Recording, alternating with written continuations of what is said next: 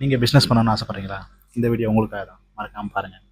பிஸ்னஸில் மொத்தம் 2 வகையில் பண்ணலாம். ஒன்று, ரிச் பீப்புள் பண்ணுற பிஸ்னஸ் வந்து அது வேறு மாதிரி இருக்கும். அதே முதல் முறையாக ஒருத்தவங்க பிஸ்னஸ் ஸ்டார்ட் பண்ணுறாங்கன்னா, எந்த ஒரு பேக்ரவுண்ட் இல்லாமல் அவங்களோட விளைவுகள் வேறு மாதிரி இருக்கும்.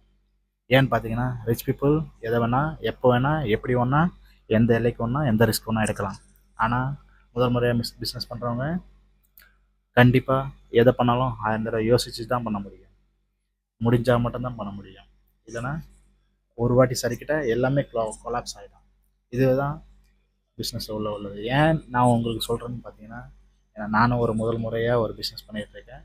அந்த ஒரு காரணத்துக்காக தான் ஏற்பட்ட விளைவுகளை உங்களுக்கு நான் வந்து ஷேர் பண்ணிகிட்ருக்கேன். அடுத்த வீடியோவில் எந்த மாதிரியெல்லாம் பிஸ்னஸில் வந்து விளைவுகள் இருக்குன்றதை வந்து அடுத்த வீடியோவில் சொல்கிறேன். நான் வந்து ஒரு மோட்டிவேட்டரோ ஒரு ஸ்பீக்கரோ கிடையாது. என்னோட எக்ஸ்பீரியன்ஸை தான் நான் வந்து உங்ககிட்ட ஷேர் பண்ணிகிட்ருக்கேன். ஓகே, எல்லாருக்கும் ஹாப்பி நியூ இயர். நம்ம பேஜை லைக் பண்ணுங்கள், ஷேர் பண்ணுங்கள், கமெண்ட் பண்ணுங்கள், மறக்காமல் சப்ஸ்கிரைப் பண்ணிடுங்க. Thank you so much.